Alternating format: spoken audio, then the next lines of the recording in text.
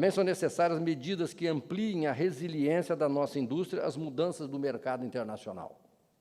Um outro desafio está em superar a escassez de mão de obra para o setor farmacêutico. O Estado do Rio abriga algumas das maiores e melhores instituições de formação profissional do país para esse setor. Mas precisamos criar uma política de desenvolvimento e de retenção desses profissionais. Sem uma indústria forte, o capital humano não fica em território fluminense, vai para outros estados. Felizmente, já estamos assistindo a algumas iniciativas. Uma das 6 missões da Nova Indústria Brasil, a política industrial do governo federal, diz respeito diretamente a um complexo econômico e industrial da saúde resiliente. Não posso deixar de destacar nossa atuação em saúde, através da Firjan-SESI. Nosso posicionamento é ser um parceiro efetivo na estratégia de saúde com foco na eficiência operacional e promoção de um ambiente de trabalho seguro e saudável. E temos investido muito na ciência de dados, pesquisas clínicas e impacto no ambiente laboral e serviços digitais, entre outros. Hoje atendemos a 2.500 indústrias. Ano passado, realizamos mais de 200.000 consultas, exames de medicina e atendemos a quase 70.000 pessoas em promoção de saúde.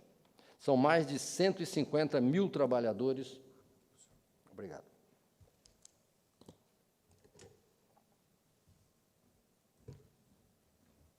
São mais de 150.000 trabalhadores atendidos em nossos programas por ano. Faço aqui um convite para que visitem nosso estande nesse fórum, onde poderão conhecer de perto o que temos de melhor para as nossas empresas.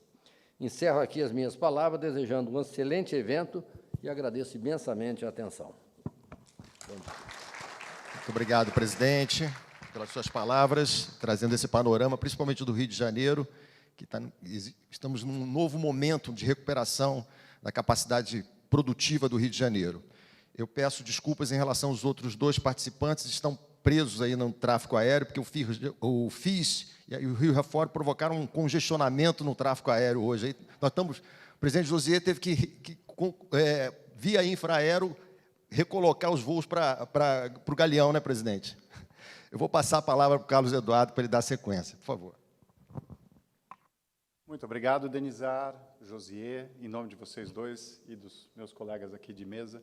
Cumprimento a todos. É uma grande honra para a CBDL, para a BIS, para o Instituto Ética Saúde, que são algumas das entidades da qual faço parte, com muito orgulho, pela grandeza desse evento.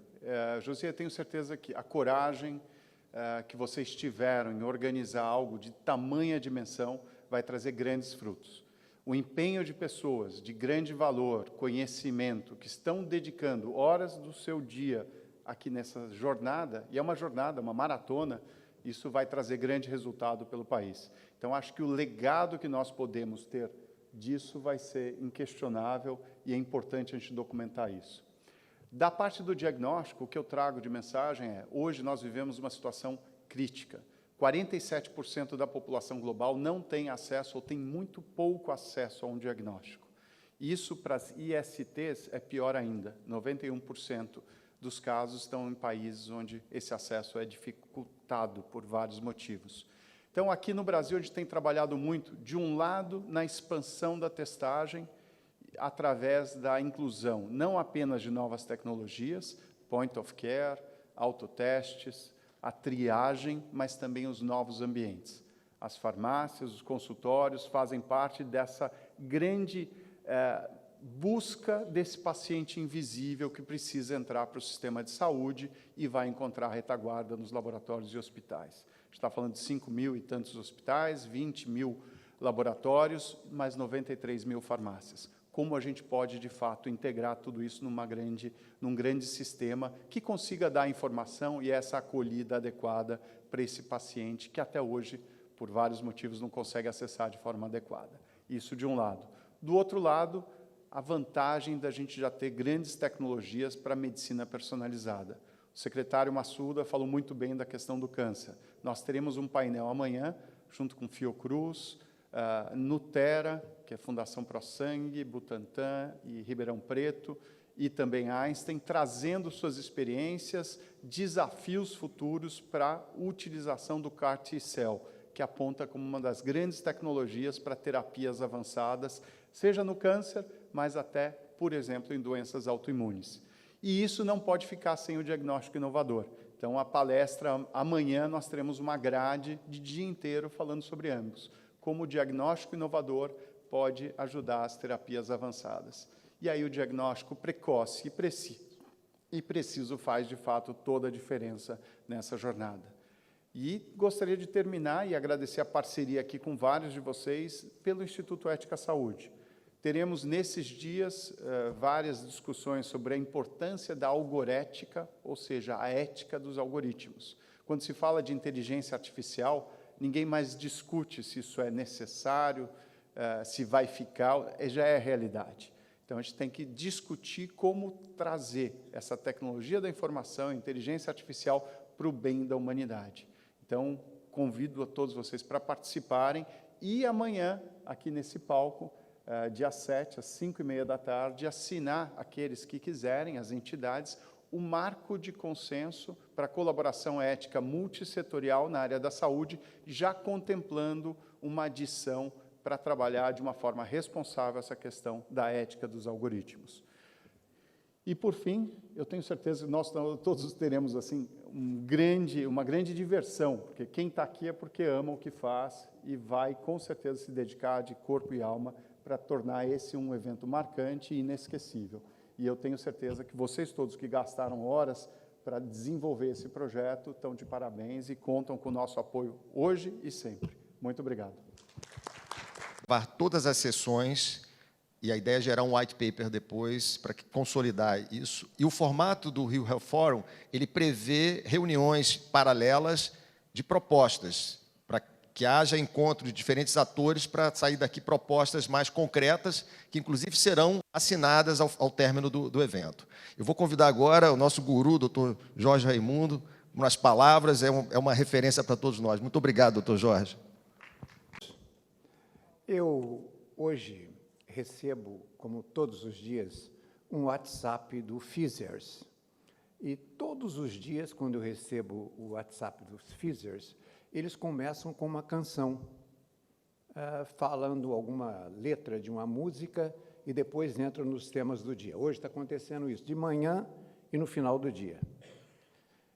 E me deu vontade de lembrar as canções que saem dali. E uma delas diz o seguinte: eu estou vivendo este dia lindo, de poder estar aqui com vocês. É um dia lindo para quem está na caminhada há muitos anos da indústria e de ver o congraçamento entre a iniciativa privada e o Estado. Eu estou vivendo esse momento lindo porque é muito difícil entender essa ligação entre os dois setores. Cada um no seu papel, mas o fim é o mesmo. Só para lembrar para vocês por que esse fórum passa a ser extremamente interessante, é porque ele começa com a iniciativa do Denizar Viana, que é um conhecedor profundo da área privada e do governo. E com todas essas pessoas que estão aqui na plateia, e especialmente ele está se tornando um fórum internacional. Para vocês terem ideia, nós temos aqui hoje um convidado muito especial. É o principal investigador do mundo em autocuidado. É o Dr. Austin Osta, do Imperial College, a quem eu peço uma saudação. Eu tive o prazer de estar no Imperial College, participando de reuniões com ele, e vi como esse senhor estuda como as pessoas têm que se cuidar para evitar que fiquem doentes, para evitar que vão para a fila do SUS. E eles fazem um trabalho brilhante na Inglaterra sobre o autocuidado. E ele veio e vai participar das reuniões conosco, isso é muito importante. Conversando hoje com o Dr. Denizar, eu achei que seria prudente eu contar um pouquinho de história para vocês, como é que a iniciativa privada pode trabalhar junto com o Estado. Nós não somos à parte, nós estamos juntos. Nós temos que entender que cada um tem que fazer o seu papel. E eu me lembro muito bem, alguns anos atrás, 1968, 67, 68, nós fizemos uma reunião aqui no Rio de Janeiro, no SINFAR, Sindicato da Indústria, para discutir como é que a indústria ia caminhar nos próximos anos. E a coisa que mais nos preocupava era uma agência reguladora. Nós não tínhamos uma agência reguladora da forma com que a gente via no resto do mundo. Então, nós discutimos aquilo, e coube a mim ter que defender o tema de agências reguladoras num fórum que a gente faria na Firjan com o Carlos Fernando Grosch. E lá, posto, falamos o que significaria a diferença de um Serviço Nacional de Fiscalização e Farmácia, que era na Avenida Brasil, quase em frente à Fiocruz, naquele prédio lá. E lá frequentei muito para discutir registro de medicamentos, mas ele não era uma entidade que teria a sua autonomia para trabalhar. Aquilo saiu no Jornal do Brasil, na ocasião, estampado uma página no Jornal do Brasil, que a indústria reclama da necessidade de ser regulada. E era exatamente o que a gente falava, não é reclamar, a gente queria ter normas claras para que todos jogassem no mesmo campo. Sai na imprensa, publicado no jornal, eu tinha uma reunião em Londres, entro no avião da British Airways, o avião para em São Paulo, era Rio, São Paulo, Londres, entra um senhor, ministro da Fazenda, José Serra. Ele entra, senta, põe os remedinhos dele lá, que ele toma remédio pra caramba, ele botou aqueles remédios, e ele levanta e vem a mim, eu vi a sua foto no Jornal do Brasil, você falando de agência reguladora. Que história é essa? Eu contei para ele. Você tem isso por escrito? Eu falei, tenho por escrito. Você podia me mandar? Eu falei, mas, ministro, eu mando para onde? Manda para minha casa. Manda para minha casa, me deu o endereço. Está aqui, Mazei, que é testemunha disso. Eu ligo de Londres para o Luiz Emílio e pedi ao Luiz Emílio, que trabalhava comigo, Luiz Emílio, pega aquele material de ontem, leva nesse endereço aqui em São Paulo. Ah, mas eu não posso ir a São Paulo. Luiz Emílio, compra uma passagem, vai a São Paulo, leva e se entrega na casa do ministro da Economia, da Fazenda. Dito e feito, ele entregou, eu continuei a minha vida normalmente. Um mês depois, estampado no jornal, José Serra é nomeado ministro da Saúde. Falei, opa, ele já sabia que ele iria para o Ministério da Saúde. Em seguida, ele me convida para uma reunião com o doutor Vecina, que eu não sei se está aqui hoje, e eu fui para São Paulo, para Brasília, nos reunimos e começamos a discutir sobre a agência regulatória.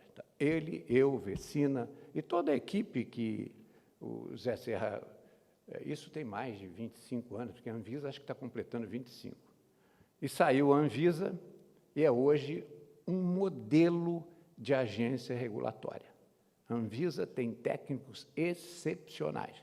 É claro que a iniciativa privada gostaria que a Anvisa andasse mais rápido. Cada um olha para um lado. Eu gostaria que fosse mais célere, mas nem sempre é possível. Mas esse dado histórico é simplesmente para dizer que a iniciativa privada não é contra o Estado, é a favor. E a gente dá sugestão e tem que ter alguém para escutar, porque se não tiver alguém para escutar, parou aí. Parou, não vai para frente. E, nesse caso, nós tivemos muito êxito. E a gente continua tendo muitos contatos. A iniciativa privada sempre esteve junto à Fiocruz, doutor Akiro Oma, a Fiocruz sempre teve, antes de Complexo Econômico e Industrial da Saúde, a gente já fazia parceria com a Fiocruz. A iniciativa privada quer trabalhar com o Estado. O Estado, muitas vezes, não entende o papel da iniciativa privada. Mas o nosso papel é complementar. Nunca nós vamos suplantar o trabalho do Estado. E o Estado vai sempre precisar da iniciativa privada. Vou dar alguns exemplos para vocês do que significa pesquisa e desenvolvimento na indústria farmacêutica. A indústria farmacêutica, de uma forma geral, emprega entre 15% a 20% das suas pessoas em P&D. Contar o caso da Glaxo.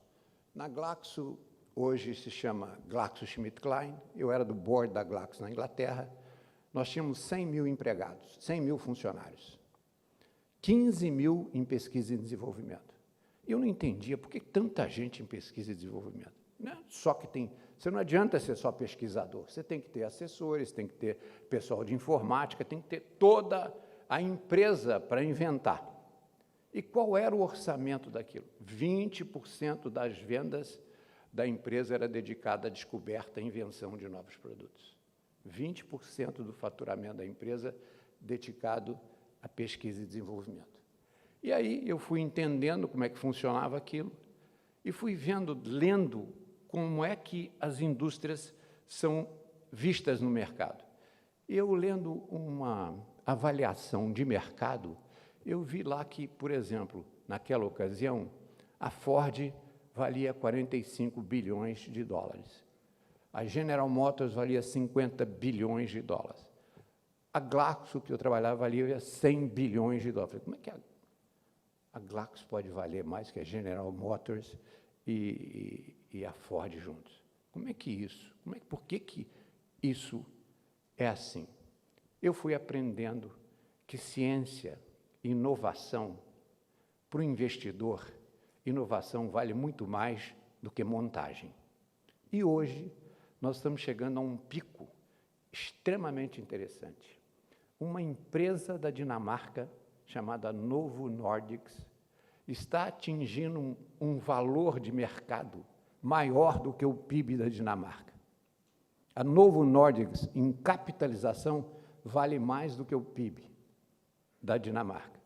E uma empresa americana chamada Eli Lilly deve chegar a $1 trilhão de valor de mercado. Esse ano, ainda até o fim do ano, ela deve chegar a $1 trilhão de valor de mercado. A Ford vale 60 bilhões, a Volkswagen vale 30 bilhões, a General Motors vale 40. Por quê? Uma, equipamento, o outro é inovação. Um põe máquina, o outro põe cabeça. Não estou dizendo que carro não tem pesquisa, mas a pesquisa, a inovação que vem da indústria farmacêutica é extremamente importante para o nosso futuro. Nem todas as doenças estão curadas. Não temos remédio para tudo. E cada dia há um avanço. E aqui no Brasil, a Fiocruz é esse símbolo. A Fiocruz vale muito, senhores. As cabeças pensantes da Fiocruz, que criam, que desenvolvem, que trazem remédios para a população de uma forma geral. O que nós precisamos é ter acesso, fórmulas para que tudo funcione e não falte para ninguém medicamentos. É claro que nunca vamos atender a todos a todo momento. É difícil, mas eu só queria lembrar para vocês o seguinte: a inovação é fundamental.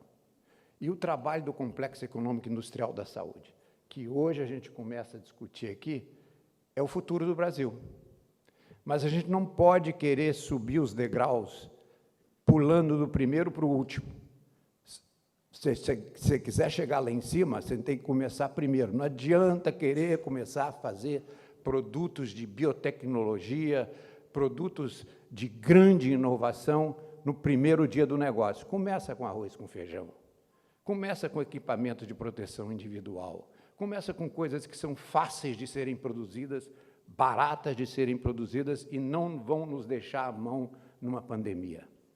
Que tenham os produtos básicos para a saúde, de uma forma geral. Mas quando você, por exemplo, quer falar com a Fiocruz em termos de cooperação, eles estão muito abertos. A Fiocruz está aberta em fazer RNA, a Fiocruz está fazendo produtos de biotecnologia, a Fiocruz faz de tudo, mas ela não tem capacidade para atender todo o mercado. A indústria, o Estado não tem toda a capacidade para atender todo mundo. De uma forma geral, eu só quero lembrar para vocês o seguinte: nós vamos sempre caminhar juntos. O Complexo Econômico Industrial da Saúde vai caminhar junto com a iniciativa privada. A iniciativa privada vai estar de braços dados.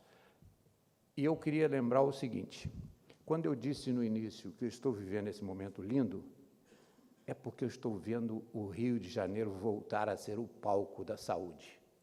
Nós fomos por muitos e muitos anos o centro da indústria farmacêutica aqui no Rio de Janeiro. Eu posso falar porque eu sou idoso. E eu lembro de você chegar perto do Maracanã, tem um laboratório chamado Roche, tem um outro chamado Silva Araújo Roussel, todo mundo estava ali perto do Maracanã, era a indústria que não acabava mais.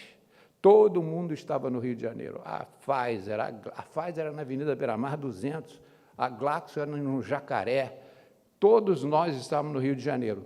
Gradualmente, o Rio de Janeiro foi perdendo espaço. Gradualmente, São Paulo foi ganhando espaço. Por que isso?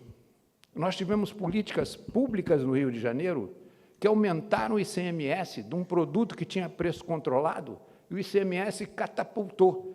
Então, se eu tenho preço controlado pelo Estado, eu só posso vender isso aqui por isso, e meu ICMS aumenta, a minha rentabilidade diminui. Por que eu vou ficar no Rio de Janeiro? Todo mundo foi para São Paulo. Então, hoje, o Rio de Janeiro é pequeno na produção de medicamentos. A maioria dos laboratórios foram para São Paulo. Tiveram para São Paulo, para Goiás, com incentivos fiscais, e o Brasil continua produzindo muito medicamento. E a indústria nacional, para quem não sabe, é muito forte. A indústria farmacêutica nacional hoje, nós temos laboratórios como Ipera, EMS, Eurofarma, Libes, são grandíssimos laboratórios que trazem ciência, pesquisa para o futuro do Brasil. E esses laboratórios têm que ser ouvidos no complexo econômico e industrial da saúde. Mas sempre lembrando, não adianta querer subir o degrau, pegar o último degrau da escada. Vamos por etapa. Vamos fazer esse complexo econômico e industrial da saúde? Sim, mas vamos etapa por etapa, vamos escutar na Fiocruz o que eles fazem, o que eles precisam, vamos ouvir as bases, antes da gente pular muito alto e não chegar a lugar nenhum. De maneira que a minha missão aqui é simplesmente dizer para vocês o seguinte: vamos trabalhar juntos, vamos entender que a iniciativa privada precisa do Estado, o Estado precisa da iniciativa privada, e vamos lembrar que nós fomos quem foi ao governo pedir uma agência regulatória, nós criamos a agência regulatória. Por que será que um setor regulado pede para ser mais regulado? Porque nós queríamos leis claras, queríamos uma Anvisa como ela é hoje, queríamos ter gente qualificada, mas nós não podemos viver sempre do passado. A Anvisa hoje, que devia estar com 3 ou 4 mil empregados, tem 1.000 e poucos funcionários. Ano a ano ela vai perdendo posições. Então, não podem dar conta de tudo. A gente precisa ter uma agência regulatória para que possa nos ajudar no complexo econômico e industrial da saúde. De maneira que eu vejo essa reunião aqui, esse grupo de pessoas que está aqui, como um alento, como um futuro que está chegando, e ser do Rio de Janeiro. Eu sou mineiro, mas eu vim para cá muito cedo, e mineiro tem essa mania de achar que é carioca. E eu sou de Juiz de Fora, que é muito perto daqui.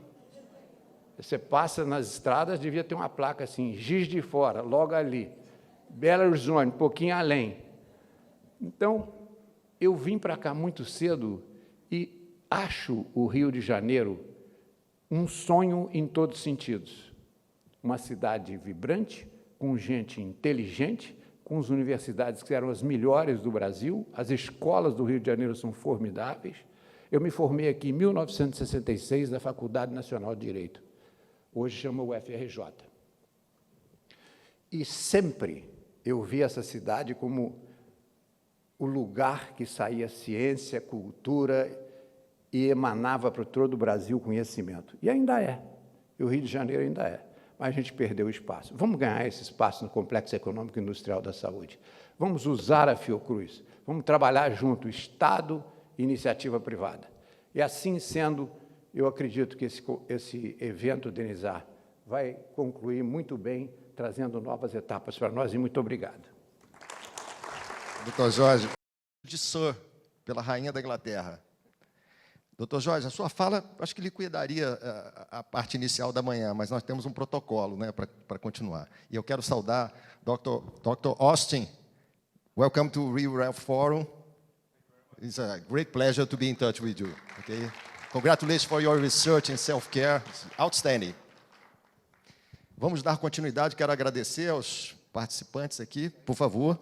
Eu também não sei se ele está preso no engarrafamento aéreo aí provocado.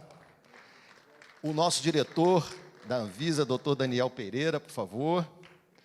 nosso presidente da ANS, da Agência Nacional de Saúde Suplementar, doutor Paulo Rebelo, e o presidente do CONAS, o doutor Fábio Baquerete.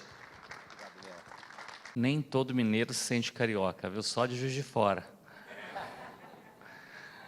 Sou mineiro, secretário de Saúde de Minas. Primeiro, agradecer o convite, né? Eu conversei com o Josié por vídeo, e foi muito bom e rápido eu estar aqui. Vou passar o dia aqui, estarei almoçando também com o Dr. Austin hoje, mas dando uma palavra bem rápida pelo tempo, é dizer que é importante os estados estarem aqui, né, representando os 27 secretários de saúde, porque é lá que acontece a saúde. A coordenação de estados com municípios é, de fato, onde está mais perto da ponta.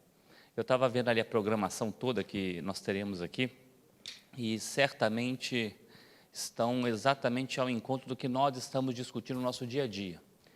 Nós temos vários desafios. Eu queria colocar o principal, né? Nós temos uma fala de desfinanciamento do SUS, né? Que, na verdade, a gente investe no Brasil $600 per capita ano no nosso sistema universal, que é o SUS. Países com sistemas universais investem de $2.500 a $3.000 per capita. Então, nós estamos da parte financeira muito longe do que se espera de um serviço, de fato, universal de qualidade. No entanto, se a gente colocar as diferenças do nosso SUS para demais sistemas de saúde, a gente percebe que nós temos uma resiliência, uma capacidade muito ampla, né? Falo que a gente fala do SUS, o SUS tem qualquer um dos setores, né? Não só dos medicamentos de atenção especializada, que isso nós temos 100% da população com acesso, vacinas, né? Como todos nós percebemos durante a pandemia. Nós temos também na garantia dos alvarás sanitários, para a gente poder beber essa água, para a gente poder se alimentar nos restaurantes, supermercados. Então, o SUS é muito amplo dentro da sua competência. E, certamente, ouvindo de forma que eu ouvi o Dr. Jorge falar, sobre como a inovação é a saída para que a gente consiga, com tão pouco, fazer ainda mais e melhor. Então, eu falo que se a gente não... Eu falo isso em qualquer um dos locais que eu tenho a oportunidade de participar. Tivemos um simpósio internacional que o CONAS fez semana passada em Brasília. Socorro Gross, nossa grande amiga da OPAS, nos ajudou a organizar, com ministros de saúde de toda as Américas. Então, tínhamos lá 8 países, e como a percepção é clara que o nosso SUS está muito bem organizado, nossa governança é muito protetiva, né, Mário? A gente consegue garantir que isso funcione, mas como o nosso desafio de eficiência é fundamental. A gente, para pensar em fazer melhor, não adianta a gente lutar por mais recursos, não que não vale a pena, nós temos que lutar sempre por mais recursos, apesar que há movimentos de redução dos valores investidos na saúde, né, por questões fiscais, mas mesmo estando bem além do esperado, nós temos que melhorar a eficiência. Nós desperdiçamos muito. Um paciente numa rede do SUS, que é a famosa integralidade, ela perde tempo e nós perdemos recursos no caminho. Eu falo que o câncer de mama é uma prova disso, né? Eu sou radiologista e não é incomum o paciente faz uma mamografia, a mulher faz uma mamografia, ela demora tanto a chegar no especialista que ela já tem que repetir a mamografia. E quando ela vai repetir, já avançou a doença e o tratamento que era cirúrgico e curativo passa a ser quimioterápico e paliativo, que é muito mais caro e, obviamente, para a paciente é muito pior. Então, este evento, parabenizar o evento e dizer que temos muitos pontos que serão discutidos. Eu estarei hoje à tarde na discussão também sobre filas, como que a inovação é fundamental para que a gente seja mais eficiente e entregue mais valor para cada brasileiro nesse vasto sistema capilarizado que é o SUS. Então, desejar um ótimo evento e dizer que é muito bom estar com vocês aqui.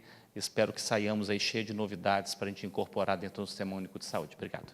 Eu também, Josi, pelo convite da Anvisa. A gente está aqui nesse fórum tão importante. Para mim, especialmente mais importante por ser do Rio de Janeiro e ter a grande honra de representar a Anvisa aqui na nossa cidade, né, o qual eu já frequento há bastante tempo aqui, o Fórum de Inovação.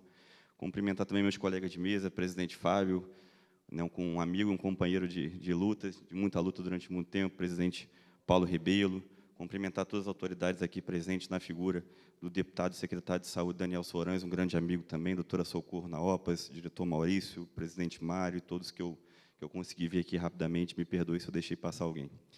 Primeiramente, queria agradecer as palavras do Dr. Jorge Raimundo pelo elogio à Anvisa. De fato, a Anvisa hoje é uma das agências mais respeitadas no cenário internacional de vigilância sanitária.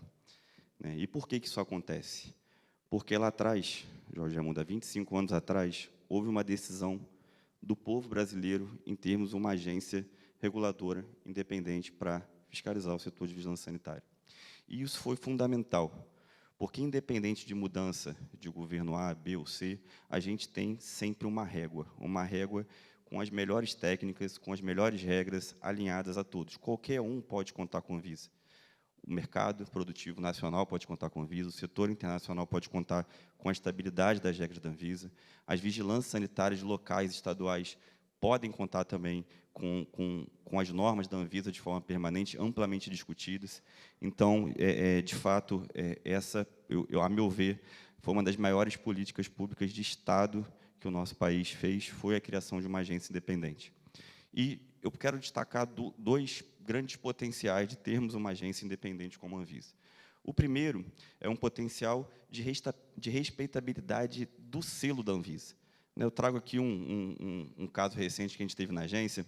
A gente teve 2 produtos muito parecidos, bem inovadores, que um lado não quis solicitar o registro na Anvisa, porque ele entendia que aquilo não deveria ser regulado na Anvisa. Era um produto tão inovador que ele falou assim, não, isso aqui é uma modificação genética, isso aqui eu não devo entrar com isso na Anvisa. E o outro lado, um produto que falou assim, não, eu quero registrar meu produto na Anvisa porque eu acredito que é o caminho correto. Isso há um ano atrás. Passado um ano, esse detentor do registro, que não registrou na Anvisa, veio nos procurar e falou, me arrependi, eu quero procurar o registro na Anvisa, porque o outro produto teve uma ampla penetração e o dele quase não teve procura.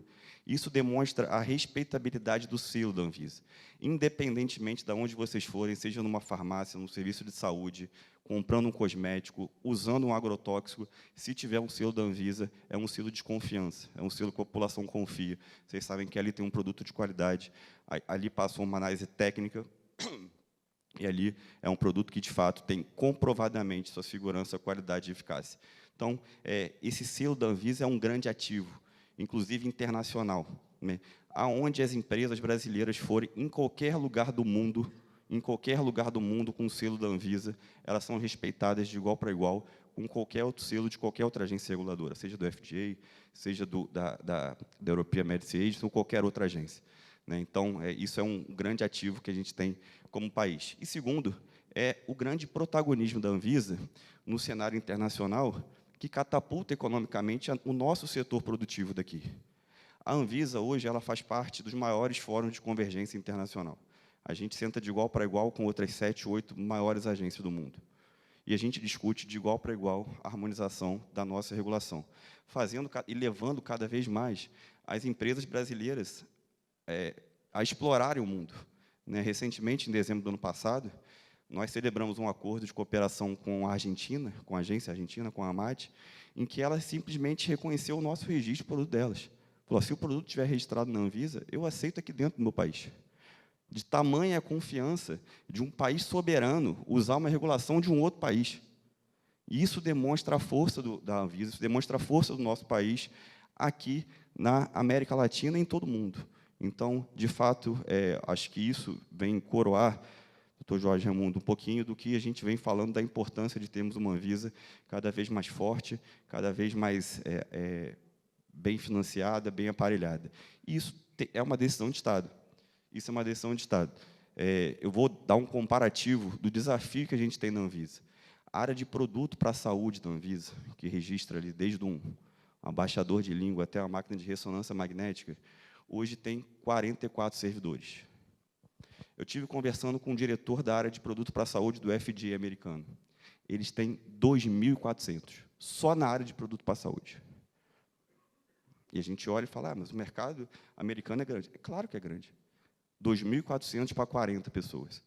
Então, a Anvisa, independente da decisão que for tomada, ela sempre estará ali para desempenhar com a maior eficiência possível o seu papel. A gente gostaria de ser muito mais sério, Jorge Raimundo, com toda certeza. Todos os servidores da Anvisa anseiam por isso. Todos os servidores da Anvisa querem dar a resposta mais séria ao mercado.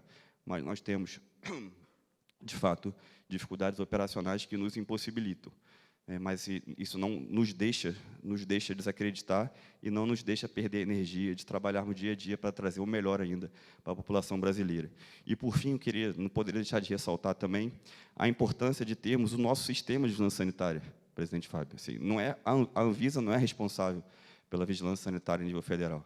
Existe um sistema de vigilância sanitária composto pelos municípios, representado aqui pelo secretário Daniel Sorange, pelo Estado aqui do CONAS, com o INCQS na nossa composição também, representado pelo diretor Eugênio aqui, que faz tudo isso rodar, que faz, independente do local do Brasil, seja no interior, seja numa grande capital, independente da região que a gente tiver, que seja sempre comprovadamente aquele produto disponibilizado à população com máxima segurança sanitária, zelando em qualquer lugar do país pela segurança da nossa população.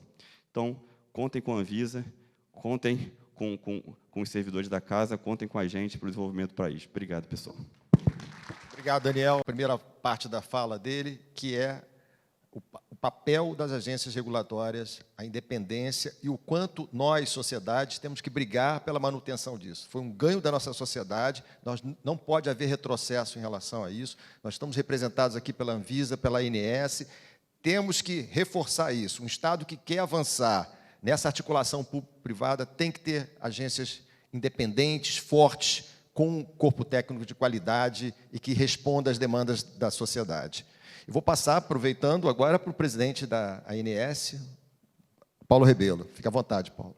Uma vez está aqui representando a agência, esse órgão técnico que regula um setor importante da economia brasileira, o setor da saúde suplementar, saúde privada. Cumprimentar o doutor Daniel, cumprimentar o doutor Fábio, cumprimentar aos diretores da agência que aqui estão, doutor Eliane, doutor Maurício, nossos ex-diretores, na verdade, doutor...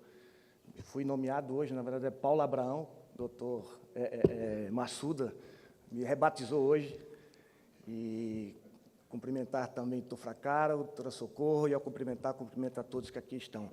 Bom, eu acho que, pegando um gancho, Daniel, acho que hoje as agências reguladoras, obviamente, têm uma importância tremenda no desenvolvimento econômico do nosso país.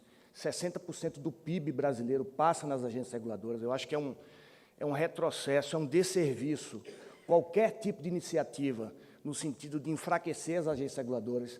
Você tem uma situação em que não há capacidade econômica, nem fiscal, nem financeira do governo brasileiro estar investindo, e escutava essa semana o ministro dos Transportes, que mencionava que 70% do investimento que passa pelo Ministério do Transporte, é da iniciativa privada, ou seja, o governo brasileiro, por uma opção lá atrás, como o Daniel bem colocou, deixar de ser um Estado interventor para ser um Estado regulador, e você começar a querer enfraquecer esse modelo que vem dando certo no nosso país, é um desserviço porque você afugenta o investidor, é um desserviço porque você traz uma instabilidade, uma insegurança jurídica. Eu costumo falar com alguns investidores nos bancos que nos perguntam sobre a regulação, e um dos maiores desafios que eles têm é exatamente conseguir explicar como é que funciona o sistema brasileiro diante dessa discussão e dessa instabilidade que a gente acaba enfrentando aqui, em querer desacreditar as agências reguladoras. A gente tem um corpo técnico de excelência, tem a Anvisa, como o Daniel bem colocou, são 11 as agências reguladoras, a ANS tem um corpo técnico que respira a regulação diuturnamente, você não faz outra coisa a não ser regular ou estudar quais são as variáveis desse nosso setor, e você querer desacreditar isso, eu acho que é um retrocesso tremendo. Então, as agências reguladoras têm um papel importante na nossa sociedade, é através da regulação que o desenvolvimento econômico acontece. Então, eu não posso também me furtar de falar isso, de defender as agências, e peço, doutor Jorge, que escreva mais, que eu acho que a gente precisa estar no momento de debate, discussão, novamente no Congresso, sobre as agências reguladoras, e eu acho que é importante que esse debate seja reacendido, e o senhor, como um dos grandes idealizadores lá atrás desse modelo da agência reguladora aqui no Brasil, possa incentivar... Bebo na boca aqui. Bebo na boca. Pode deixar. Bebo. Que possa nos ajudar a exatamente desacreditar. Falei no CONAP que, na verdade, as agências reguladoras têm a prestação de serviço a uma única pessoa, que é o povo brasileiro. Não é o governo de momento, não é aquele que quer intervir por intervir, e o grande avanço desse modelo é exatamente isso, a autonomia do seu corpo técnico, do seu corpo diretivo. Obviamente, pode e deve ter melhorias nesse processo. Agora, você querer desacreditar o trabalho que é desenvolvido é um desserviço, e eu digo mais, é você não, obviamente, você não incentivar e estimular esse corpo técnico que é o que nós temos dentro das agências reguladoras. Então, Denizar, eu acho que é importante falar e mencionar isso, mas, acima de tudo, louvar e parabenizar por esses momentos como que nós estamos vivendo hoje, obviamente, ter um fórum para que a gente possa discutir não só o desenvolvimento econômico do nosso país, não só trazer à mesa o público e o privado, porque eu acho que a gente está no momento, e a pandemia nos trouxe isso, nos demonstrou isso, ou seja, a necessidade de cada vez mais nós nos darmos as mãos para que a gente possa encontrar as soluções dos problemas. Agora, efetivamente, realizar. Eu acho que não dá só para você estar falando sem que não haja uma iniciativa, sem que haja um passo dentro de uma lógica dessa convergência, de apresentar as soluções para os problemas. Talvez, apresentando um único problema para a gente tentar encontrar uma solução, é um pequeno passo, como o Dr. Jorge bem colocou, dentro do complexo econômico e industrial da saúde. Vamos começar pelo simples, vamos começar pelo básico, para que a gente possa avançar, porque de discurso eu acho que a gente já está saturado. Há 10 anos atrás a gente falava sobre os desafios que nós temos dentro do setor da saúde, agora eu não quero enxergar mais daqui a 10 anos, e a gente está falando a mesma coisa que a gente vem falando sempre. Então, eu acho que precisamos sim, eu acho que esse white paper que você mencionou, eu acho que é importante para a gente conseguir visualizar os problemas que a gente tem, quais são as soluções que a gente precisa encontrar. Então, mais uma vez, agradecer, Denizar, por estar aqui. Me sinto honrado, estou terminando meu mandato agora no final do ano, e representar essa Agência Nacional de Saúde Suplementar me orgulha, porque, por onde eu passo, os elogios para esse corpo técnico que aqui estão são vários, e é um trabalho de excelência. A gente não pode deixar de parabenizar, não pode deixar de cada vez mais louvar esse trabalho que as agências reguladoras fazem, sobretudo a Agência Nacional de Saúde Suplementar. Então, mais uma vez, obrigado, e participaremos aqui ao longo desses 3 dias de evento. Muito obrigado, Denizar. Obrigado, Paulo. Brindar não só com a fala elegante, como a elegância da sua indumentária. Vou convidar o Dr. Fracaro para subir ao palco. O nosso presidente Mário Moreira, da Fiocruz. Seja bem-vindo. Tudo bem? A nossa doutora Socorro Gross, representante da OPAS no Brasil, que eu tive o prazer de tirar um dos quadros de excelência da OPAS, a doutora Socorro. Obrigado, doutora Socorro. Nossa representação aqui do Governo do Estado, da doutora Fernanda, que vai participar para nos presentear também com a visão do Estado, e a Prefeitura do Rio de Janeiro, através do secretário Sorães, nosso deputado federal.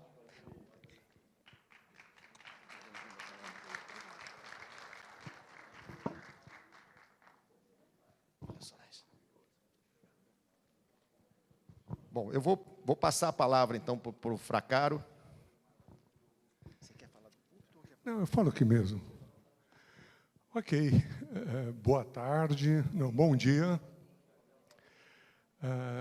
A minha fala deve ter dupla importância, né? Primeiro, sendo longevo, serei um ótimo usuário de um sistema de saúde. E sonho com ele. Porque aprendi que 25% dos meus problemas, quando eu penso na saúde, vem da minha genética. Os 75% restantes virão daquilo que eu vou fazer. É um engano achar que o longevo não ficará doente. Vai ter problema de todos os tipos. Mas se você se preparar, Denizar, você vai enfrentar de uma maneira muito mais fácil do que se você não tivesse preparado. Por exemplo, eu poderia estar totalmente preocupado com a radioterapia que começarei na próxima segunda-feira. É o terceiro tumor que aparece. Mas estou levando otimamente bem. Agora, a saúde que eu preciso e que todos nós precisamos, Denizar, momentos como esse, eles não deveriam só servir para discutirmos os problemas que nós estamos sentindo. Porque a hora que nós sairmos desta sala, cada um vai continuar pensando no seu problema e não numa solução para todos.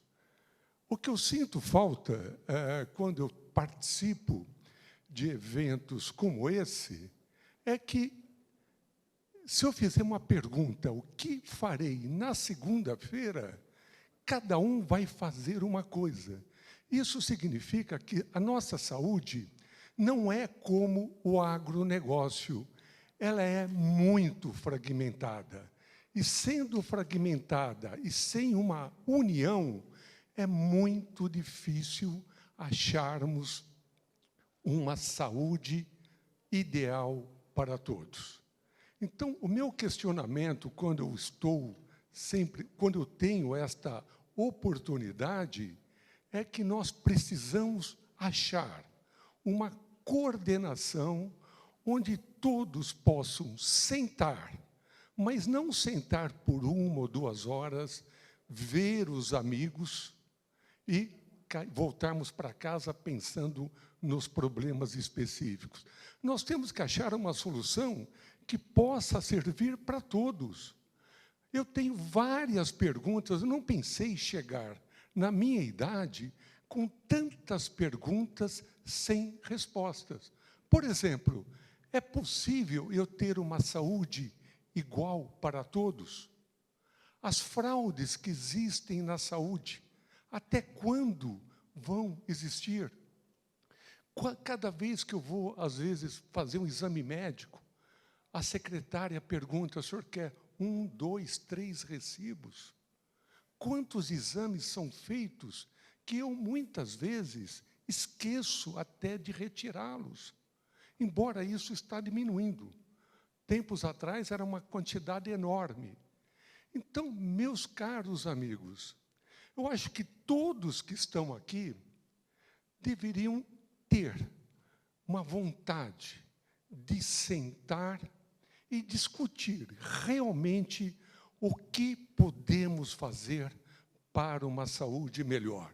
E tenho certeza que esta discussão, ela só terá continuidade se nós tivermos a capacidade de abrir mãos de determinados benefícios que o meu setor tem em prol de uma saúde melhor para todos.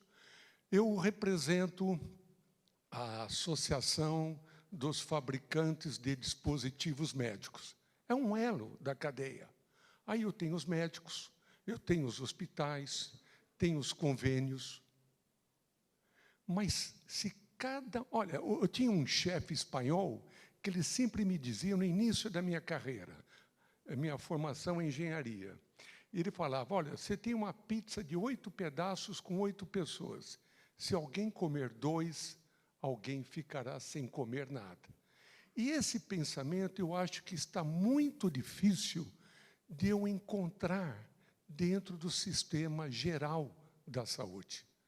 É muito difícil convencer que a gente possa renunciar um pedaço para que toda a saúde ganhe.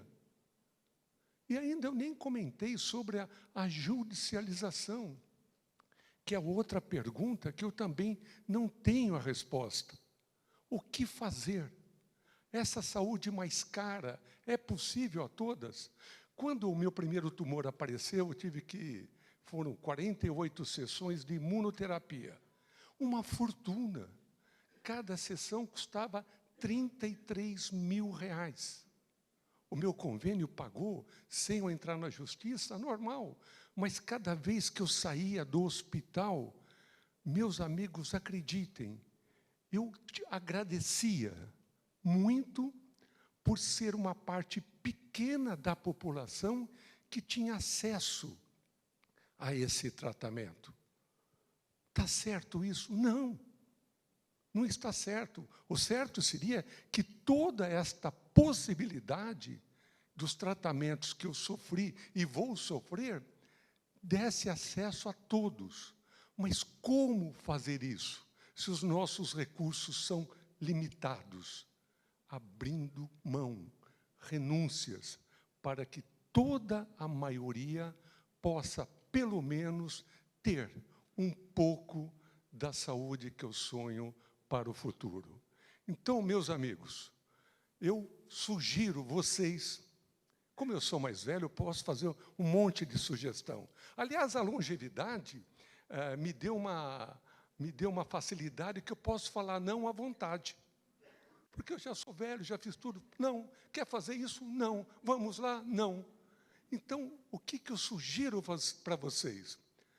A hora que vocês forem para casa, na sexta-feira, façam a seguinte pergunta: o que eu aprendi e o que eu terei que fazer a partir da segunda-feira para ter uma saúde melhor para todos?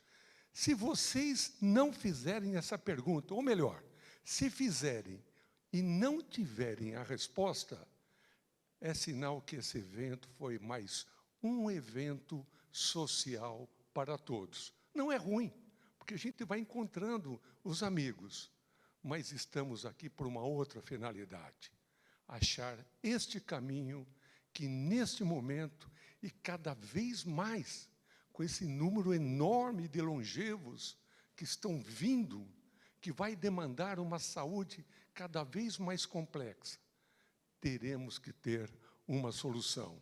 Então, meus amigos, eu espero que na segunda-feira vocês estejam muito cheios de tarefa. Muito obrigado. Obrigado, Flávio. Bom dia a todas as pessoas que hoje estão participando neste evento.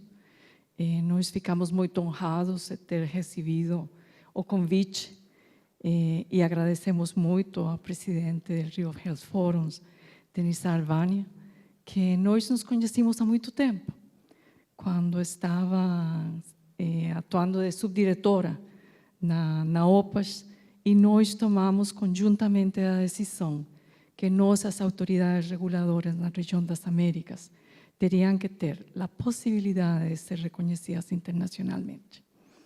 E caminhamos um caminho que foi complexo, porque foi regionalmente que nós tomamos essa decisão. A região das Américas somente reconhecia 2 autoridades reguladoras e nós agradecemos muito, porque foi em sua gestão. Quero também complementar e agradecer a José Vilar pelo convite e por las falas que tivemos. Hoje nos conhecimos pessoalmente e que maravilhoso é compartilhar hoje com Mário da Fiocruz, uma instituição que para nós é ícone, para nós é recurso para a região e o mundo. Não só para os brasileiros, mas representa para nós o que tem que ser um ecossistema de formação, de produção, de políticas, de análises, de pesquisa que temos na região já há muito tempo. E compartilhar aqui com um amigo muito querido, Daniel. Nós trabalhamos muito na época da pandemia e já agora de volta aqui no Rio, como deputado também, e representa essa força também dos municípios que precisam, os 5.570 municípios que tem este país, e representando o Estado que nós agradecemos. Com o município e Estados nós temos cooperação. E parabenizar a todos os que falaram. Paula, você falou do idoso. Eu penso que nós estamos nessa faixa já, não? Os que estamos. Agora, temos que trabalhar nessa faixa que nós estamos, porque vamos a ser os majoritariamente nesta região das Américas também. Então, essa é uma mudança também, uma mudança muito rápida. E que cambia também o que nós precisamos em aspectos de produção e de produtos. E muda também muito o que nós precisamos dos sistemas de saúde. Eu quero parabenizar a todos os que falaram, especialmente a Fábio, o presidente de CONAS. Para nós, da força dos estados e os municípios, é muito importante em isso que nós falamos, a governança de SUS. SUS que tem uma governabilidade muito especial, falamos na região, e muito respeitada na região das Américas. Hoje, eu represento duas organizações, um pouquinho esquizofrênico, não? Porque represento uma que é mais velha que a outra, e que tem coisinhas que são diferentes. Hoje eu quisiera falar um pouco mais da OPAS, a Organização Pan-Americana da Saúde. Também represento a Organização Mundial da Saúde. Mas a OPAS, como velha que é, ela tem tido muitas transformações. Transformações que para a região das Américas, transformações como um organismo multilateral, que tem um órgão de governança, que são os Estados parte, que tem um plano estratégico, que tem resoluções, que tem planos de ação e que fazem que nosso trabalho também mude.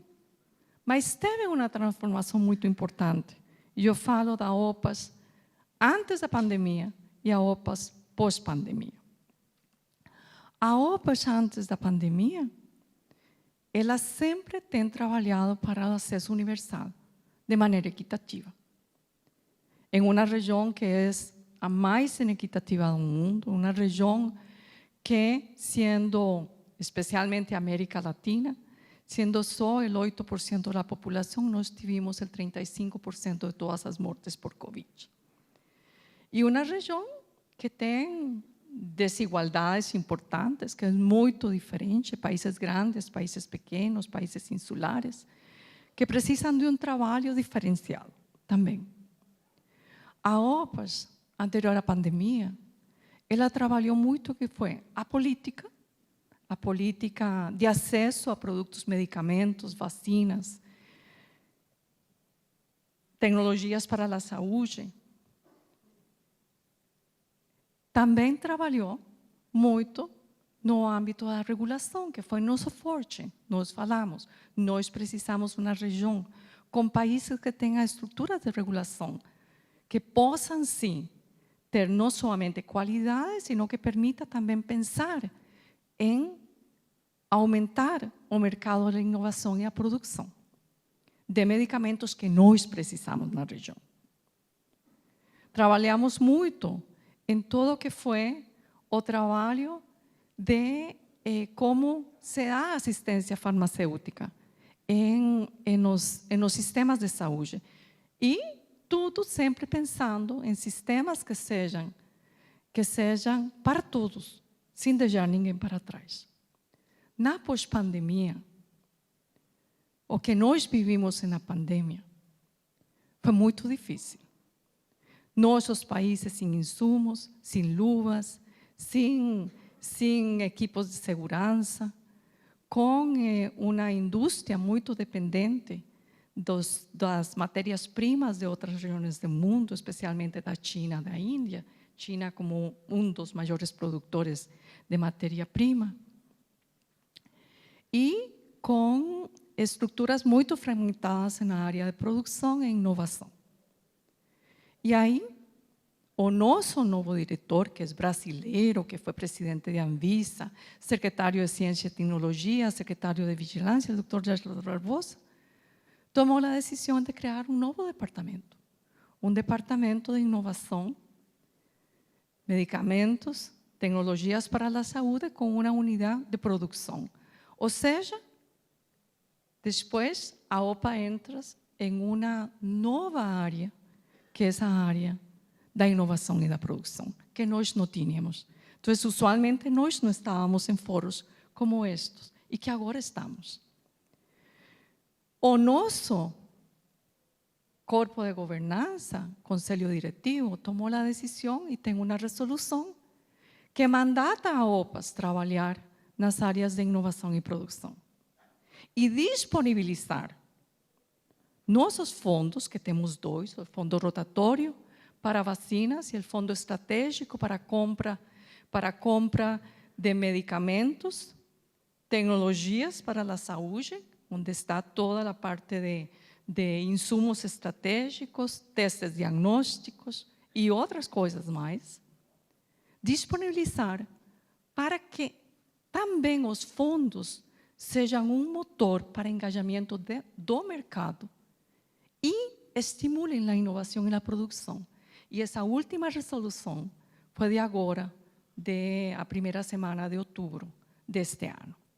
Então, a OPAS, neste momento, na OPAS antes e depois, em essa renovação que nós temos, já com 122 anos de trabalho na região, temos o compromisso de trabalhar com todos vocês.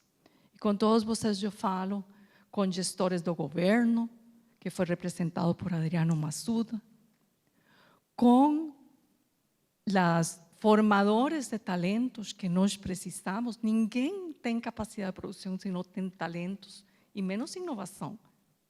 Com centros de excelência como a Fiocruz e outros que nós temos, e com a empresa privada, que é uma área que para nós era muito desconhecida. Então, hoje, realmente, a organização tem um compromisso.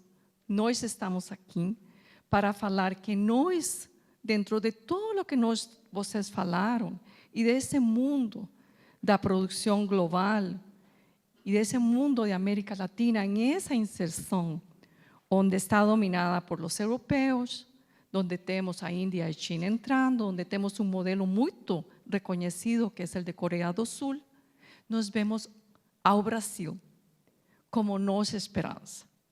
E nós vemos Brasil porque o Brasil tem capacidade, tem talento, tem instituições, já tem produção, e tem muito. E nós falamos que o Brasil precisa.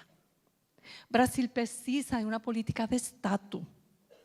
Brasil precisa de que para o investimento que é feito, não seja um investimento de governo, sino que seja o mesmo que tomou a decisão Brasil de ser o maior exportador da carne do mundo, o maior produtor de grãos. Brasil tem essa capacidade. Quando seja uma política de Estado, que tem que ser, e não uma política do governo, com investimento do Estado, onde está o setor privado, isso vai ter sustentabilidade. E aí nós temos todo para ter um ecossistema. Nós queremos parabenizar publicamente o grande esforço que fez o governo do Brasil no G20 para ter o que hoje temos, que é a coalição para a inovação e produção regional. Isso é um ícone na história do G20. E foi muito difícil. E precisou da diplomacia brasileira para ter-lo.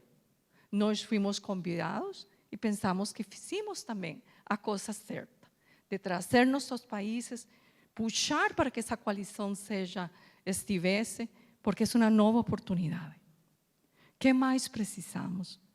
Precisamos pensar um pouquinho mais além do Brasil. Brasil é um mercado importante, são mais de 200 milhões de habitantes. Mas para ter o que nós precisamos, temos que ter uma cooperação regional. E isso é o que nós queremos trazer na mesa.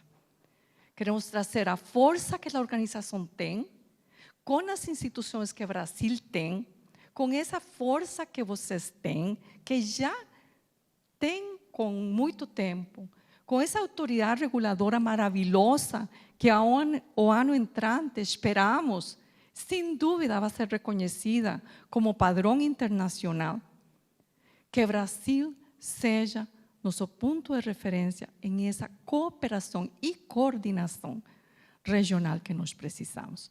E aqui estamos para isso. Este fórum, sem dúvida, vai trazer muitas coisas boas, vai ser inspirador e esperamos nós ser parte disso também. Muito obrigada.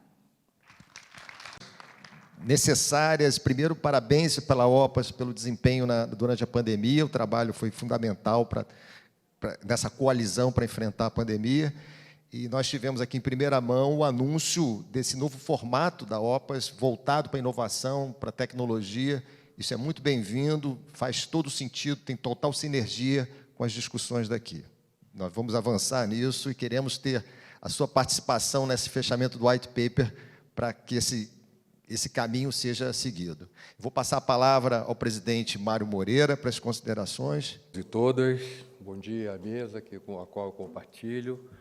Aliás, eu compartilho aqui companheiros de luta, amigos e muitos parceiros. Eu estou olhando para esse auditório e vejo como a Fiocruz tem parceria aqui espalhada por cada uma dessas fileiras aqui.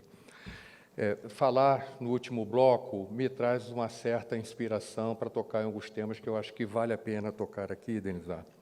E eu refiz aqui até a minha estrutura de fala. Eu queria, primeiro, agradecer o convite de José, Denizar. Nós somos parceiros de primeira hora desse evento, também do FIS. A Fiocruz entende mesmo que a saúde avança no Brasil na parceria público e privado. Não tem outra maneira da gente avançar, cada um com o seu papel. E, como se disse aqui, em alguns momentos cooperando e outros competindo. Isso é natural, isso não tem problema algum, e eu vou falar um pouco sobre isso depois. Mas eu queria chamar a atenção para um ponto, motivado pela fala do nosso companheiro aqui de mesa sobre o seu tratamento, que eu espero que seja 100% exitoso, é a percepção, o entendimento da Fiocruz acerca do que significa saúde. Né? A saúde, na nossa abordagem, não é só a ausência da doença. A saúde, para nós, é um processo sociodeterminado, onde acesso à educação, à moradia, a saneamento, a lazer, a saúde pública, isso tudo compõe um ambiente saudável para que as pessoas possam se realizar na sua vida e que sejam saudáveis por conta disso. Eu falo isso também, provocado um pouco pela fala da doutora Socorro, dizendo da inequidade da região e a inequidade do Brasil. O Brasil é um país muito desigual. Uma pessoa com câncer na região amazônica tem muito menos chance de se curar do que alguém aqui na região sudeste, mesmo por dentro do Sistema Único de Saúde. Isso é uma realidade, nós temos que lidar com essa realidade. O Brasil é um país desigual e, por ser um país desigual, precisa muito de política pública.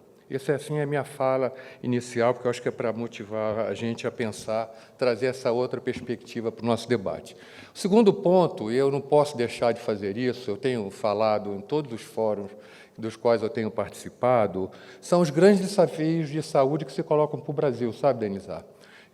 Esse já é o primeiro, um Brasil desigual, que a gente tem que olhar nessa perspectiva.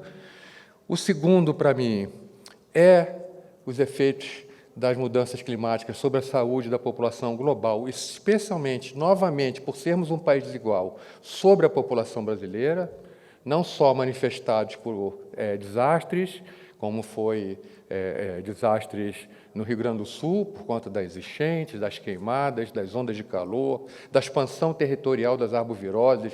Eu morei durante muitos anos em Curitiba, eu nunca tinha visto um Aedes aegypti lá, e hoje o Brasil está tomado de dengue. O Brasil está tomado de Oropouche, que era uma doença localizada num cantinho lá da região amazônica. Então, o mundo está mudando, não só com relação às doenças infecto-contagiosas, mas também outras doenças que eu também vou citar. Então, esse é um desafio para nós, seja do setor público, seja do setor privado, seja do regulador, seja do investidor, seja do empreendedor. As condições de saúde da humanidade estão mudando e do Brasil também. Um outro ponto que é muito importante, e esse afeta mais as nossas condições de saúde no Brasil, é a transição demográfica.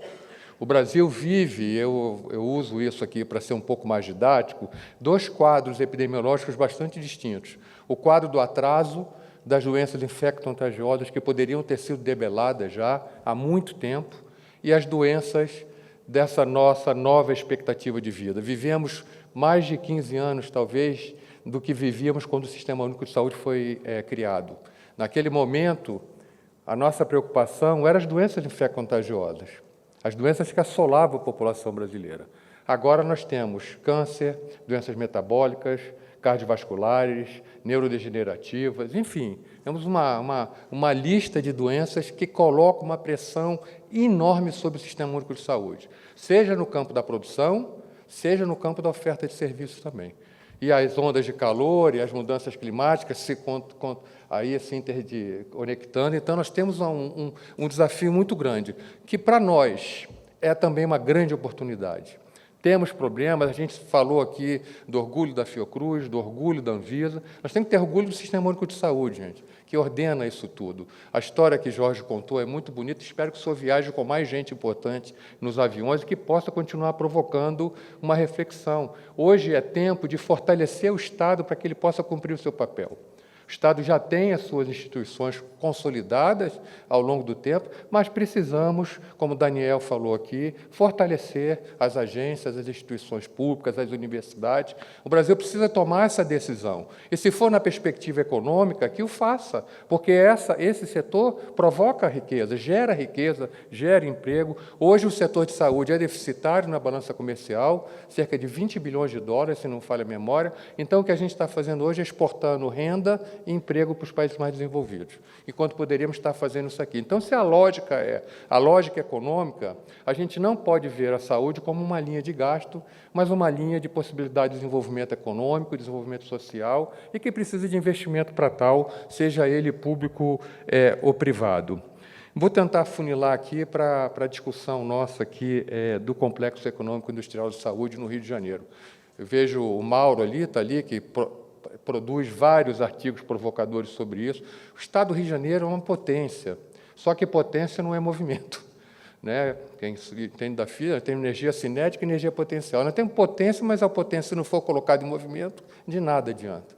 E o que nós estamos vendo aí, de fato, e no meu ponto de vista, um crescimento da indústria farmacêutica nacional e uma redução, um atrofiamento da indústria farmacêutica carioca. Esse é o ponto, para mim, que a gente tem que debater aqui. Como é que a gente recupera num estado que é grande, um dos maiores municípios da federação hoje, com 7, 8 milhões de habitantes, talvez, consumindo, demandando saúde, com uma base universitária fantástica, talvez a maior base universitária hoje do Brasil, seja do Rio de Janeiro. Portanto, temos que lembrar que o setor saúde, seja do campo dos serviços, seja no campo industrial, é o mais regulado, mas também o que tem uma maior profundidade, densidade científica e tecnológica. Citamos aqui a Embratur, a Embraer, citamos aqui a Embrapa, mas, de fato, as instituições que trabalham, as instituições, as empresas, as universidades, são uma base científica para um sistema que só funciona com base científica. Não há nada na saúde que avance sem evidências científicas e que tomam tempo, trajetória e tudo mais, como a gente viu, por exemplo, na Covid, a vacina de RNA, que era um projeto há muito tempo já desenvolvido e financiado pelo Estado americano, sobretudo. Então, assim, tem trajetórias e tem tudo. A Fiocruz, eu faço aqui uma declaração pública, Denizar, ela é totalmente aberta a cooperações, seja com público, seja com privado, seja com privado nacional, público nacional, seja também com privado internacional, seja com público internacional. Hoje, a nossa carteira de produtos, ela é quase que 100% derivada de parcerias com o setor público. E foi muito boa e exitosa essa nossa estratégia. Hoje, a Fiocruz tem uma carteira moderna de produtos e que a gente está tentando ultrapassar essa fase. Não só continuar naquilo que for necessário de fazer os famosos acordos de transferência de tecnologia, mas nós estamos convocando a indústria nacional e internacional para fazer acordos de desenvolvimento tecnológico. Pouco se investe ainda no Brasil em inovação no campo farmacêutico, por exemplo. Pouco se investe comparado aos países sede das grandes multinacionais, onde os investimentos são de bilhões de dólares. É essa convocação que a Fiocruz tem feito à indústria nacional e internacional. Vamos firmar aqui no Brasil, vamos criar no Brasil, e já temos ambiente institucional para isso, mas vamos criar entidades de cooperação. Eu falo muito de empreendedorismo institucional, não só aquele empreendedorismo do CPF, mas o empreendedorismo do CNPJ. Vamos pensar em novos mecanismos de parceria, joint ventures, laboratórios colaborativos, o que quer que seja, crendo que, estudioso que eu sou do processo, do fenômeno da inovação, que a inovação organizacional garante a inovação em produtos e serviços. A gente tem que sair da caixa e parar, e superar, na verdade, superar os nossos modelos de contratos pontuais de transferência de tecnologia. É isso que eu tenho defendido e que eu trago aqui para vocês, como assim, uma provocação. A Fiocruz tem atuado nisso. Adicionalmente, dialogando um pouco com o Socorro, a Fiocruz tem assumido um papel de cooperação regional e com a África muito forte nesse campo do desenvolvimento das competências locais para a produção. O que passamos durante a pandemia não pode se suceder mais, e é algo que não será novidade. Eu espero que na nossa geração a gente não encontre, no nosso tempo biológico, uma emergência de tal ordem como foi a Covid, mas todos os especialistas que estão trabalhando com isso, sobretudo os epidemiologistas, já estão prevendo que haverá algo dessa natureza. Eu, quando aprendi epidemiologia, há 30 anos, talvez, eu me lembrava que um riacho determinava condições epidemiológicas diferentes de uma cidadezinha ou do povoado. Hoje, nem o oceano garante isso. Nós estamos com dengue na Europa, que era uma malária na Europa, que era uma coisa impensável, e que hoje, por conta dessa movimentação das nossas populações, por migrações, viagens, tornou o mundo muito mais aberto a esse quadro epidemiológico que não é próprio mais dos países subdesenvolvidos. Então, Denisa, assim, caminhando para o final, eu acho que o Rio de Janeiro tem condições, mas tem que ter política pública também. Especialmente no Rio de Janeiro, a gente não mencionou aqui antes, mas eu faço questão de mencionar. A gente precisa de uma política de segurança pública que dê conforto para as pessoas não só investirem aqui no Estado, mas também para morarem, para viverem aqui. Nós temos uma situação muito delicada. Hoje de manhã, às 5 horas da manhã, que eu também recebo, Dr. Jorge, um informativo da Fiocruz sobre segurança, e todo dia tem uma novidade. Hoje tem uma operação na favela de Manguinhos, com caveirão, carros, helicópteros, e que geram uma insegurança. A nossa política não gera a segurança necessária para atrair investimentos, tampouco até para manter os nossos cérebros aqui. Muita gente, eu faço isso por experiência própria da minha vivência na Fiocruz, tem procurado morar fora do Rio de Janeiro por conta da segurança pública aqui no Estado. Então, eu acho que é isso. A gente tem colaborado muito com as agências de fomento. Vale a pena aqui também citar o papel do BNDES nesse processo. O BNDES já investiu no setor farmacêutico quase 3 bilhões de reais, vai chegar até o final desse ano, e está anunciando mais 6 bilhões até 2026 para a indústria farmacêutica. E garanto que boa parte disso, a maior parte, é para o setor privado. O setor público capta pouco do BNDES, até porque não pode, tem umas limitações. Então, a FINEP aí, retomando, a FAPERJ no Rio de Janeiro, eu espero que o governador volte atrás na sua decisão. Hoje tem uma reunião meio-dia com as instituições de representação da ciência e tecnologia do Rio de Janeiro, e que ele volte atrás e dê a importância que a nossa Fundação de Apoio do Estado do Rio de Janeiro merece. É isso. Eu acho que era só um armap para as discussões que teremos aqui ao longo desse dia.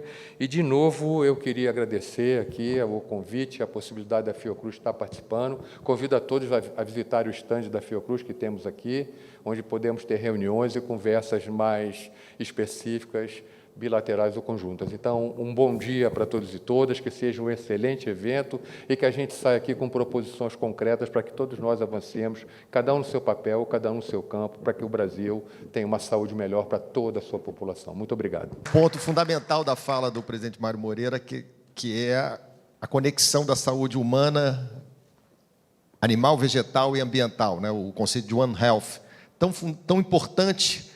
E os determinantes sociais, né? A gente sabe que os determinantes sociais eles têm um impacto enorme no desfecho de saúde, e a gente tem que olhar para isso, e a Fiocruz é uma liderança nesse sentido. Então, eu acho que é importante.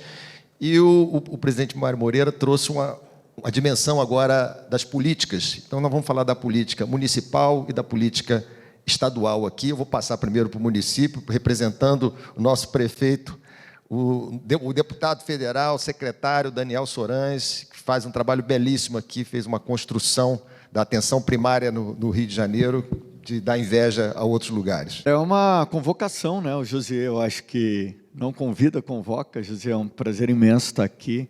Cara, para mim é um presente imenso poder escutar algumas falas do Jorge Raimundo Filho. É satisfação imensa poder te escutar, o Fracaro, escutar todos aqui. É uma grande aula, né, Aspásia? Então, é um fórum que se consolida, sem dúvida nenhuma, é uma referência para todo o país. Cumprimentar a Socorro, que me ajudou muito na transição de governo aqui na pandemia. Socorro, sou muito grato, um prazer imenso estar aqui com você. Não sou bobo nem nada, cumprimentar o meu presidente, Mário Moreira, que recém-eleito. Mário, parabéns pela eleição, você representa muito a Fiocruz, a gente tem muito orgulho de ter você presidente. Cumprimentar nosso colega aqui da Secretaria de Estado.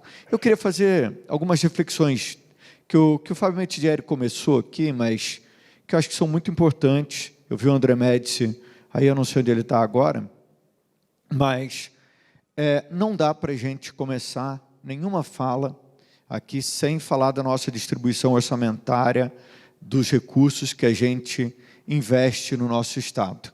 A gente tem uma pizza de distribuição orçamentária no Brasil, que ela não é comparável a nenhuma pizza de distribuição orçamentária no mundo e no mundo desenvolvido. Não dá para a gente gastar metade do que a gente paga em impostos do que o país desenvolvido que não tem um sistema universal. Então, a gente precisa de mais recursos para a saúde.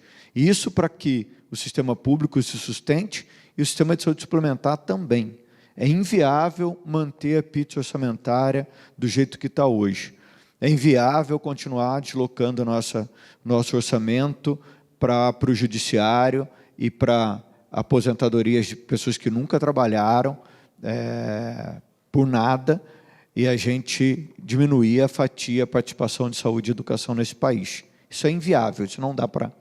Mas é claro que a gente não pode falar em aumentar o orçamento sem falar em eficiência. Também é inviável a gente manter alguns modelos que a gente tem hoje. Então, está aí o meu amigo Paulo Rabelo, meu amigo de malhação, que fez uma gestão incrível, está fazendo uma gestão incrível na ANS. Não dá para a gente olhar o desperdício da nossa saúde suplementar e achar que isso é normal. Não dá para a gente ter o dobro de solicitações de tomografia e de ressonância, né, Fábio? O Fábio deu um exemplo aqui do SUS, eu vou dar agora um exemplo aqui para também. Não dá para a gente solicitar o dobro de ressonâncias e tomografias do que os países desenvolvidos fazem na nossa saúde suplementar. Isso não aumenta a nossa expectativa de vida, não vai fazer que a nossa população viva melhor, né, Mário? Isso não vai fazer que a gente avance como sociedade. Então, se a gente não olhar o desperdício no sistema público e na saúde suplementar, que é muito maior em volume financeiro, a gente vai ter muita dificuldade de avançar e de falar de eficiência. Não dá para a gente continuar comprando como a gente compra, sem planejamento nenhum no Sistema Único de Saúde, através de licitação. Não é um modelo viável comprar remédio por licitação. Não é possível a gente fazer 4.000 licitações para um medicamento e ter 12 produtores. Não fecha essa conta. E não fecha essa conta porque você gasta milhares de procuradores e de pessoas dando pareceres em processos totalmente ineficientes, enquanto a gente não tem servidores para a nossa Agência Nacional de Saúde, para a Anvisa, que eu vi o Daniel aqui. Cadê o Daniel? Eu vi o Daniel aqui, meu xará também, um super fã, somos grandes amigos aí. Não dá para a gente viver essa desproporção, né, Mário? Ou a gente ter o concurso da Fiocruz para pesquisadores cada vez mais limitado, ou das nossas universidades, e a gente olhar aonde que a gente está colocando os nossos concursos, onde a gente está colocando o nosso dinheiro público, produzindo pareceres jurídicos para comprar um medicamento que poderia ser comprado para o marketplace de maneira muito mais simples, usando o poder de compra do Estado. Não dá para a gente pensar e manter um modelo que a gente tem hoje, onde meia dúzia de servidores que não estão com compromisso com a população impedem a entrada de um grupo hospitalar dentro de um hospital como a gente viu hoje, como a gente viu no Hospital Geral de Bom Sucesso. Isso é algo que não é possível quando a gente pensa em sociedade.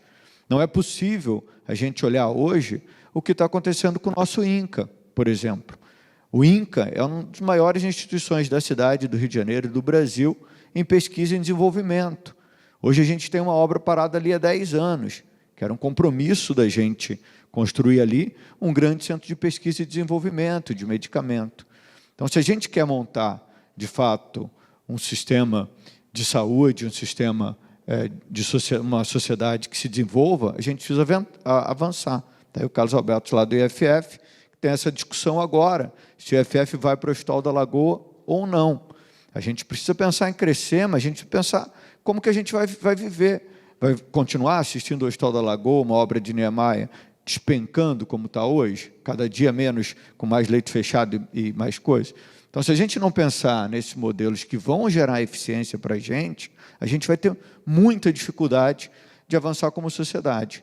E eu me sinto muito à vontade aqui nesse fórum, porque a gente vê todo mundo aqui reunido, com o coração aberto, com vontade de fazer, com muita iniciativa, com muito conhecimento, com muito dado para a gente tomar a decisão.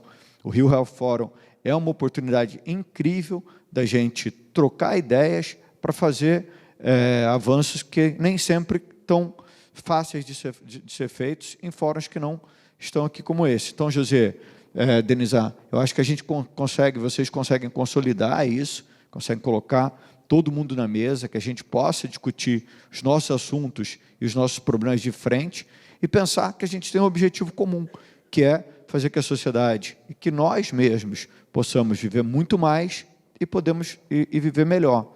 Então, esse eu acho que é um grande desafio que o Rio Health Forum vai conseguir fazer e que eu tenho muito orgulho de poder estar aqui com vocês. Queria convidar quem é de fora, e em especial o Fábio Metidieri, aí, para conhecer um pouquinho das nossas políticas, conhecer um pouquinho o Supercentro Carioca de Saúde, que tem muita inovação ali no modelo de financiamento, no modelo de pagamento. Também queria convidar para conhecer a parceria público-privada do Souza Guiar, a PPP do Souza é incrível e vai dar muitos resultados, mantendo a proteção, obviamente, da questão assistencial. Também queria muito convidar para conhecer uma clínica de família, e é a unidade que mais importa para a gente no Sistema Único de Saúde, que é onde a gente, de fato, consegue produzir saúde na atenção básica, no primeiro nível de atenção, onde a gente consegue proteger de intervenções muitas vezes desnecessárias. Então, vale muito a pena conhecer. Os convidados de fora que estão aqui, do Brasil ou de fora do Brasil, sintam-se super convidados. Mandar um abraço do nosso prefeito Eduardo Paes, Mário, igual ao Mário, também reeleito agora, começando um novo ciclo de gestão. A gente espera conseguir fazer que a cidade consiga avançar cada vez mais, e com a parceria do José isso fica cada vez mais fácil. Obrigado, José.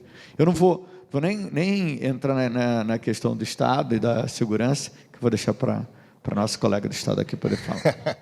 Muito discutido durante o nosso Rio Health Forum, que é a questão tributária. O Brasil, historicamente, ele tributa igual ao país rico. Mais de 30% do PIB é de tributação, é padrão OCDE, mas ele gasta como país pobre, porque ele bota 4% só do PIB na saúde pública, enquanto os países da OCDE, pelo menos, colocam 6,5% do PIB. Então, a gente tem que discutir isso. A reforma tributária é o momento ideal para isso.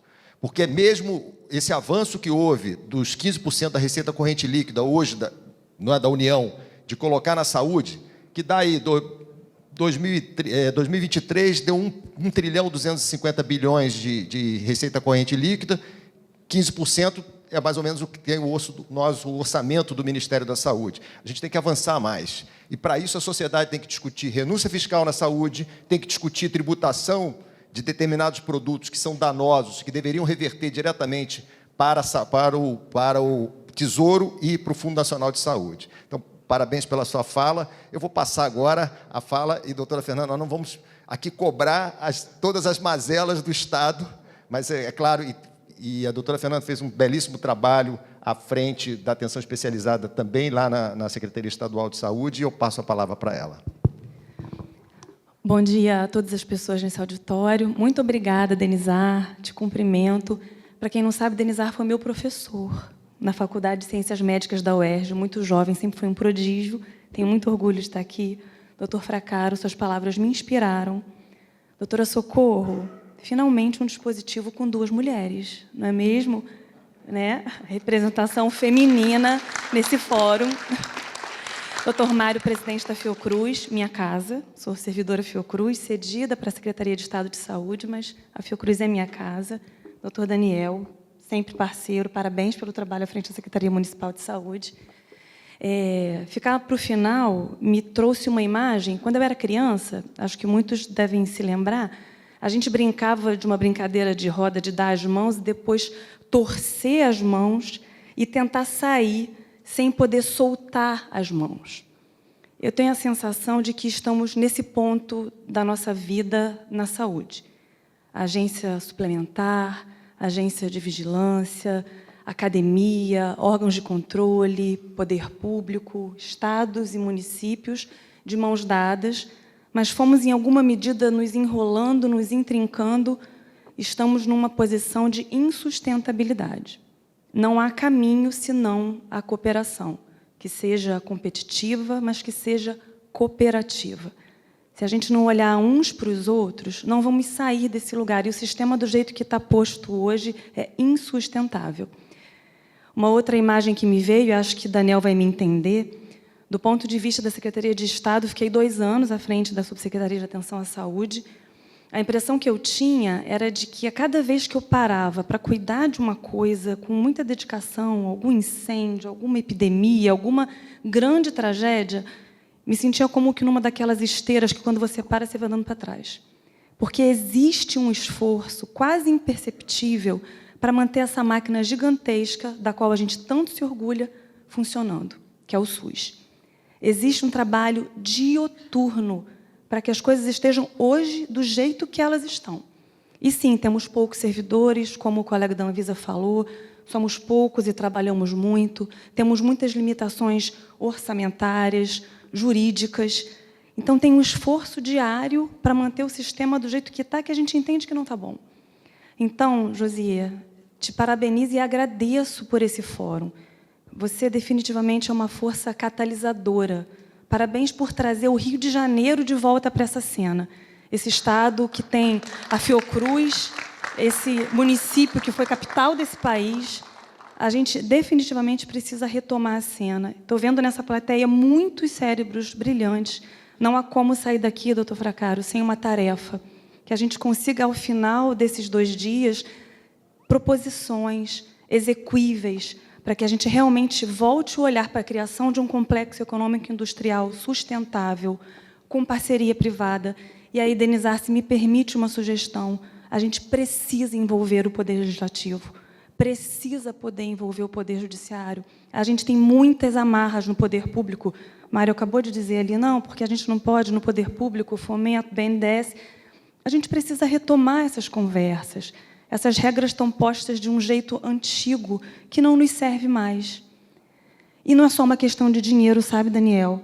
A gente precisa olhar para o cuidado das pessoas. A gente está aqui para isso. Enquanto eu estive à frente da subsecretaria, eu me lembro de uma mãe, em alguma audiência pública dessas, que falou assim, doutora, por que a gente não consegue fazer hidrocortisona oral? É barato. Tinha e não tem mais. Porque também não interessa.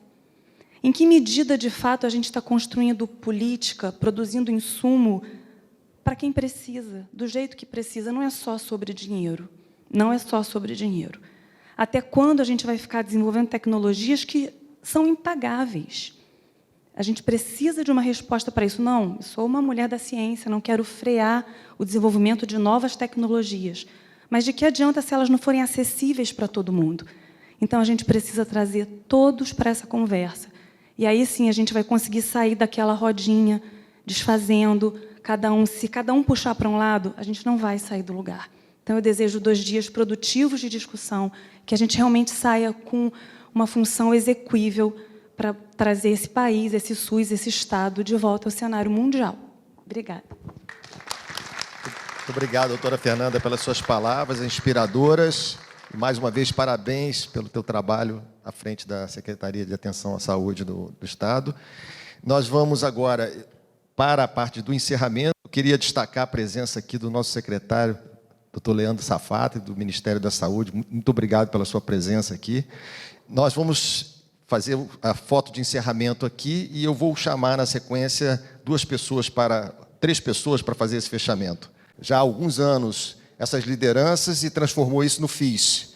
O FIS foi conduzido pelo Rodrigo Vilar, com muita maestria, e eu quero convidá-los aqui junto, eu não sei se o secretário Tutuca se encontra aqui também na plateia, não está presente, então eu convido os dois para o fechamento, e eu queria só, doutor Jorge, o senhor falou de música, queria fazer uma lembrança de uma música importante para nós, cariocas, para tentar revitalizar, que é aquela música da cantora Fernanda Abreu. Rio 40 graus, purgatório da beleza e do caos. Agora não é mais 40 graus, são 50 graus, não é? E a gente tem que fazer com que esse fórum aqui mantenha a beleza, que é estonteante, e minimize e mitigue um pouco desse purgatório que nós temos aqui. Então, eu vou passar a palavra para o nosso presidente aqui, fazer um agradecimento. E convidar o nosso secretário, doutor Leandro Safato, por favor, gostaria da sua presença aqui.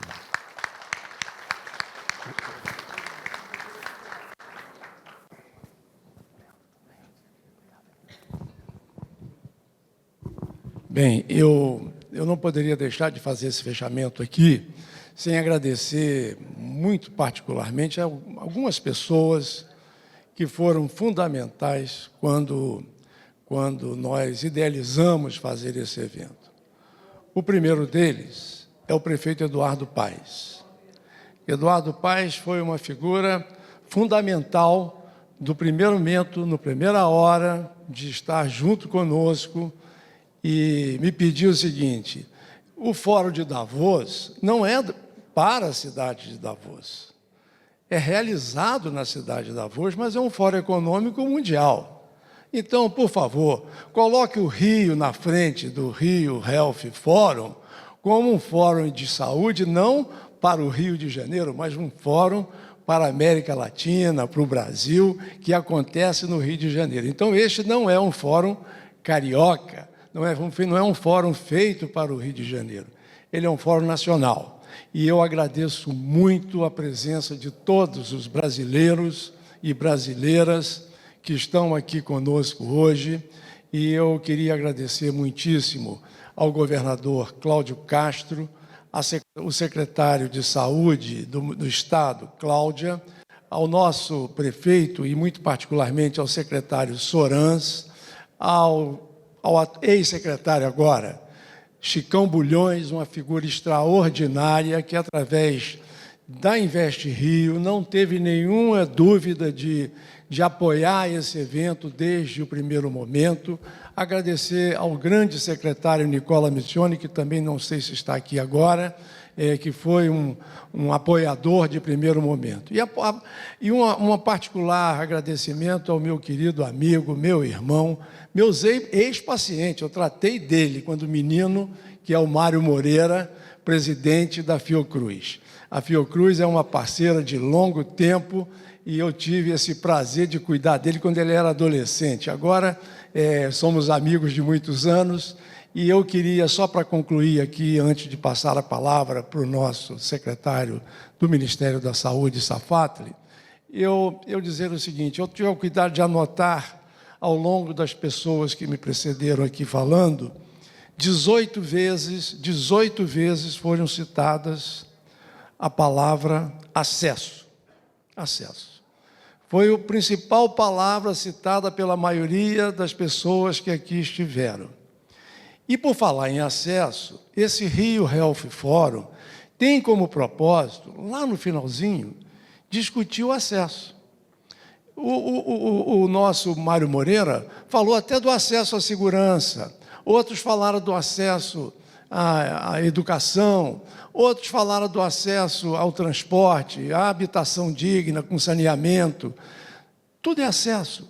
Nós temos que falar da educação e da saúde, principalmente, falando do acesso também. Se tudo que nós discutimos aqui garantir o acesso da população à saúde, a discussão é válida, é boa. Se nós temos que começar, então, de trás para frente. Quando eu falar qualquer coisa, eu vou melhor fazer o complexo econômico e industrial da saúde. Isso garante o acesso da população a alguma coisa? Se garantir, vale a pena prosseguirmos na discussão. Se não garantir acesso, não vale a pena discutir. Não perca tempo, porque o que nós temos é essa desigualdade, essa assimetria, que precisa garantir o acesso da população, especialmente a população mais pobre do Brasil, aquilo que ela necessita efetivamente para ter uma saúde de qualidade. E esse assunto de acesso tem que estar linkado a um outro tema, que é a avaliação dos resultados daquilo que a gente faz, daquilo que a gente oferece. E isso, o nosso secretário Adriano Massuda falou muito bem. A questão da atenção básica, que fez o gerenciamento da demanda, ele está muito bem equacionado no Brasil. O problema está na oferta. Eu gerencio a demanda, mas não gerencio a oferta daquilo que as pessoas precisam. Eu não tenho a governança e a gestão e o controle das ofertas que eu preciso dar para as pessoas que demandam assistência de nível secundário, terciário e qualquer nível de complexidade maior que não a atenção básica. E aí nós vivemos esse dilema, Jorge Raimundo, que é, por um exemplo, ontem, eu não sei se está aqui, eu recebi uma conversa muito proveitosa, o presidente da Sociedade Brasileira de Nefrologia, junto com o Eduardo, que estava aqui agora. E o presidente da Sociedade de Nefrologia me dizia o seguinte: as epidemias, elas já estão de volta, elas já voltaram. Não a epidemia do ponto de vista semântico correto, de ser uma condição aguda de doenças contaminando todo mundo, mas a epidemia climática. Nós tivemos no Rio Grande do Sul, Aspásia, uma grave tragédia climática, que está se transformando em quase que uma pandemia mundial, a questão climática. E vocês sabem o que aconteceu no Rio Grande do Sul? Eu aprendi ontem. Os centros de diálise do Rio Grande do Sul, desculpe, Bruno, Leandro Safatli, perdão, é que é tanta gente que eu... Desculpe, Safatli. Me dizia o presidente da sociedade, os centros de diálise no Rio Grande do Sul ficaram totalmente submersos. E os pacientes com insuficiência renal crônica não podiam ser dialisados, porque não existia centro de diálise. Mas a indústria farmacêutica desenvolveu medicamentos, que eu aprendi ontem, que eu não sabia, que reduz o nível de potássio dessas pessoas rapidamente. E, consequentemente, essas pessoas não morreram de hiperpotassemia, porque tinha essa droga nova que foi possível oferecer aos nefropatas crônicos do Rio Grande do Sul durante o período da enchente que aconteceu lá, da tragédia climática que aconteceu lá. Aí entra o nosso dilema do acesso. É possível garantir o acesso às drogas novas a todos que delas necessitam? Tem que existir uma maneira. E aqui o Mário, e muito especialmente o Sorans, e tantos falaram aqui, as nossas inovações, e o Jorge Raimundo foi muito rico nessa questão, a inovação tem que existir, mas não precisa ser inovação disruptiva, não, de abandonar tudo e começar com uma coisa nova. O que nós precisamos fazer é uma inovação incremental, melhorar processos, melhorar a qualificação das pessoas, organizar melhor a gestão, a incorporação de tecnologias. Com isso, a gente melhora os processos operacionais, reduz o desperdício, reduz a fraude, que foi aqui citado, reduz um monte de coisa, melhora a qualidade da compra, como disse o nosso Daniel Soran, esse grande secretário de saúde que o município do Rio de Janeiro tem a honra de ter. É verdade, não é possível que um processo licitatório para comprar remédio tenha que ser repetido 200 mil vezes e atrapalhando a vida de todo mundo, quando hoje no mundo digital está lá disponível o marketplace, você vai lá, compra, paga barato, vê tudo direitinho. Não, continua aquele processo burocrático, a burocracia muito atrasada em relação àquilo que efetivamente precisa ser feito. E é isso, para concluir, que eu espero que o Rio Health Forum, ao final, possa estar produzindo um documento que formule soluções para os diagnósticos que já estão feitos. Os diagnósticos já estão prontos, nós não precisamos ficar repetindo os problemas. Nós precisamos agora o que temos que fazer, como fazer, de onde vem o recurso para fazer, quando fazer, quem será o responsável, e é isso que, ao final desse nosso evento, eu espero, em nome do Rio Health Forum, oferecer à sociedade brasileira. Muito obrigado a todos. Eu passo a palavra para o encerramento ao nosso secretário Safato.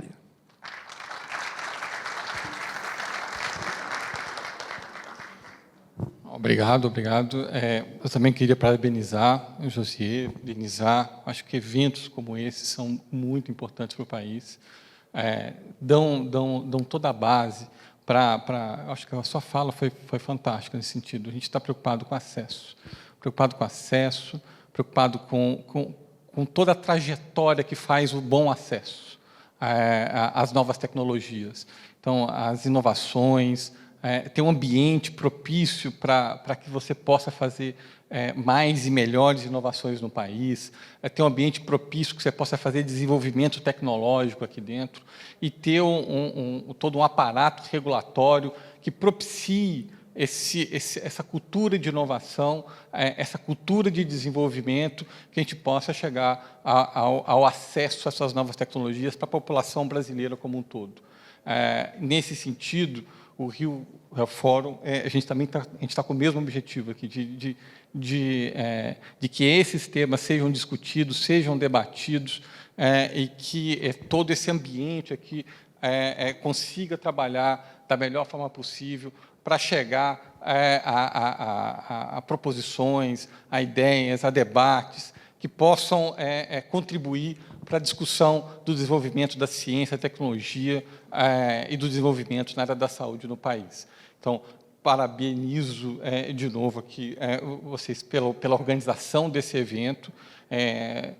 Falo aqui em nome da ministra da Saúde, Anísia Trindade, do Carlos Gadelha, o secretário Carlos Gadelha, que também